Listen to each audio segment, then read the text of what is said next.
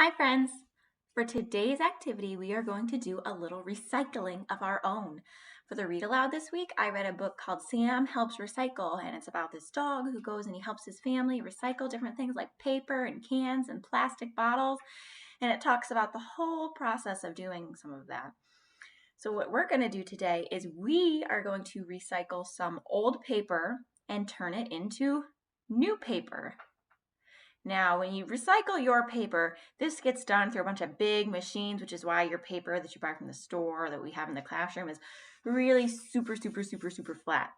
Our paper is going to be a little bit more textured because to do it, we're going to use our hands, not machines. So, to recycle paper, you're going to need some old used paper.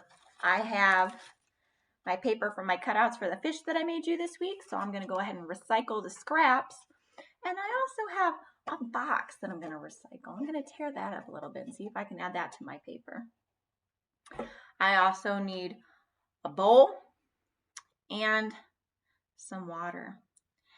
And basically all we're going to do is we're going to mix all of our stuff into the bowl, get it all smushy, tear it apart with our hands, and we're going to use that to make what they called in our book a pulp. We're going to make a pulp, they called it, or a slurry. And then we're going to take that and we're just going to kind of flatten it and let it dry, and it should form into our very own piece of paper. So I'm going to start by tearing up my paper into smaller pieces because it's just going to turn into itty bitty pieces in our bowl anyway. So the smaller it is to start, the easier it'll be to smush it up. So I'm going to tear some of that up. And I've already got a little bit in my bowl to start so that I don't have to take up all the time tearing up paper for the video. So here's my paper. And then I'm going to tear up a little bit of the box too and put that in there.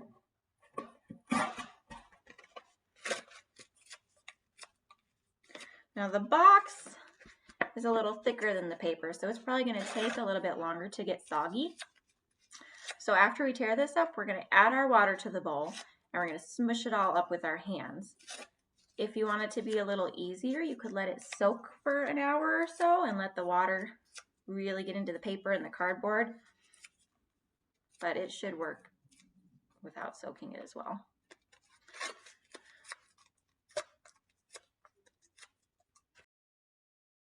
All right, so now we've got our last bit of cardboard. We're putting it in there, and we're going to add some water to our paper mixture. And we're going to let that sit for a minute to just kind of soak into it. And then we're going to get our hands a little wet.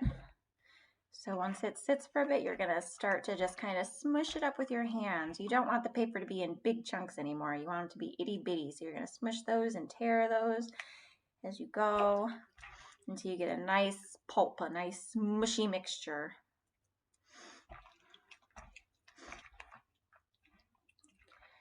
Now, if you didn't want to get your hands so messy, and if you wanted your paper to be a little bit less textured, you could put this in your blender and blend it to make a thinner pulp. The next steps would be a little bit harder with that. You would want to have a sieve if you were going to blend it, which I do not have, so I am using my hands. But you would blend it down, and then you would take the sieve and you would dunk it in there and then pull it up, and all the paper pulp would sit on top and the water would drain through. And that would give you a smoother piece of paper.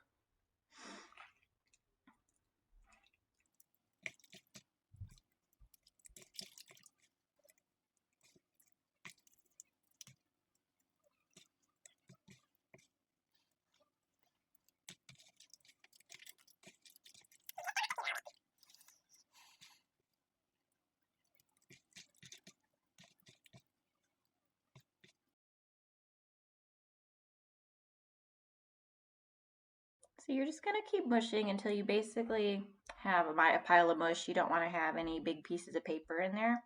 So once it's pretty much nothing but mush, that's when you're going to start forming your paper. To do this, you're going to take your pulp and you're going to grab some in your hand and you're just going to squeeze out some of the extra water. You want it to be a little wet still, so don't squeeze out all the water because That's how it's going to stay stuck together. And you're going to put it on a piece of wax paper. That'll help it peel off easier later. So I've got a little tray underneath just to make it so I can hold it up here for you to see, and my wax paper. And I'm going to start just kind of smushing that down, just like that. And I'm just going to keep doing that. I'm going to grab a handful and squeeze it. Some of mine's a little chunky still, so I'm going to try to avoid those big chunks. Squeeze a little water out. Pat it down. And I'm going to do that until my paper is as big as I want it to be. If you want just a tiny piece of paper, then you just need a little bit. If you want it to fill the whole sheet, then you're just going to keep squeezing and patting down onto your wax paper.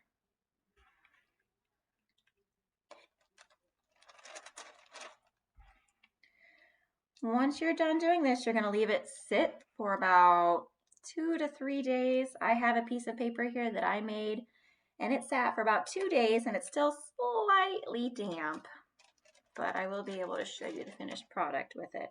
So for that piece, I'd say it was about 3 days, but that's going to depend on your size and how much water you squeeze out. So you'll just want to check on it every day and see how it's doing.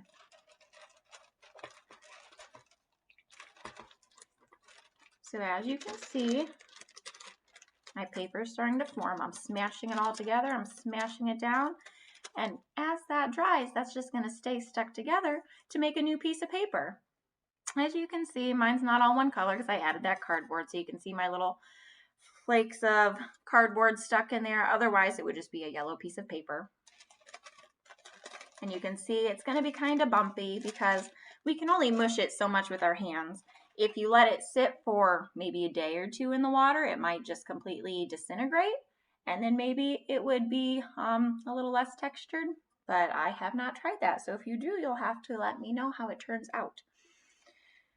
So that's all you really have to do to make paper. You crumble up the old paper, soak it in water, and then flatten it into a new piece of paper and let it dry.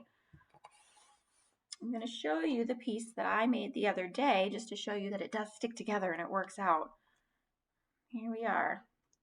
Like I said, it's still slightly damp. It could use probably another day to dry, but it has stuck together enough that I can pick it up and show it to you.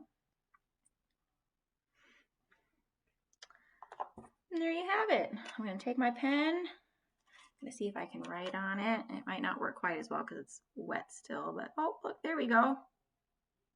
I'm going to write hi, H-I, hi. Ta-da, ta-da. Just a few cleanup tips as well that I found out as I was cleaning this up. I used a strainer to strain the rest of my paper out of my bowl so it didn't get dumped down the sink or anything, and also so I didn't have a whole bunch of water in my trash can. So I strained that out, and I'm just going to dump that in my trash and then dump the water in the sink. This is kind of similar to the sieve that I was talking about. Normally it would be flat, but if you blended up your pulp mixture, then you could use a sieve, a flat one, to strain the water out, but then it just leaves your paper pulp mess on top. So that's that idea. So if we just left this in here, it would probably form into a curved piece of paper, which would be kind of cool. It'd be like a paper. Well, friends, I hope you enjoyed watching this video about recycling and making new paper. I hope you have fun making some paper of your own. Thanks for watching, friends. I'll see you again next time. Bye.